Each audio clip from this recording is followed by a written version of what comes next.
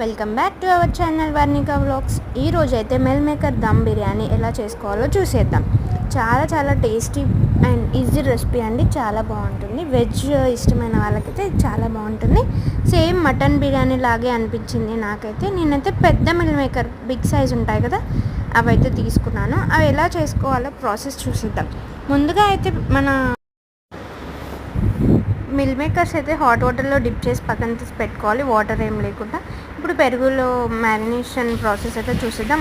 కారం, ఉప్పు, మసాలాలు అంటే ధనియాల పొడి, పసుపు, అల్లం వెల్లుల్లి పేస్ట్, కొత్తిమీర, పుదీనా, ఇంకా ఫ్రైడ్ ఆనియన్స్ అయితే వేసుకున్నాను. దాని తర్వాత క్యాప్సికమ్ కూడా ఆప్షనల్, వేసుకుంటే వేసుకోవచ్చు, లేకపోతే లేదు. క్యాప్సికమ్ ఇంకా మనం ముందుగా ప్రిపేర్ చేసి పెట్టుకున్న మిల్ మేకర్ ఉంటాయి కదా, అవైతే వేసుకొని మ్యారినేట్ చేసుకొని ఒక 10 to 15 minutes అయితే పక్కన తీసి పెట్టుకున్నాను.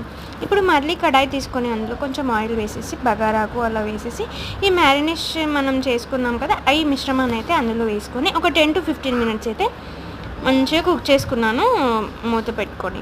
దీని పక్కనే మనం ఇప్పుడు 50 to 60% హాఫ్ బాయిల్డ్ అంటే బాస్మతి రైస్ మనం బాయిల్ చేసి పెట్టుకోవాలి కదా, అదైతే మంచిగా కుక్ చేసుకున్నాను. రైస్ 50 to 60% అయిన తర్వాత మనం కొంచెం కర్రీ పక్కన తీసి పెట్టుకొని లేయర్ బై లేయర్ అయితే ఇలా సర్వ్ చేసుకొని కొత్తిమీర ఇంకా ఫ్రైడ్ ఆనియన్స్ ఇంకా మీకు ఇష్టమైతే కలర్ అలా వేసుకొని దమ్ పెట్టేసుకోవాలి. ఒక 10 minutes దమ్ పెట్టుకుంటే సరిపోతుంది.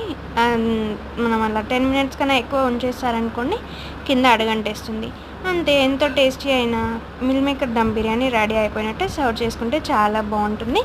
చాలా టేస్టీగా ఉంది. జెన్యూన్ రివ్యూ ఇచ్చాను. ఎలా ఉంది, మీకు ఎలా అనిపించిందో కామెంట్ చేయండి.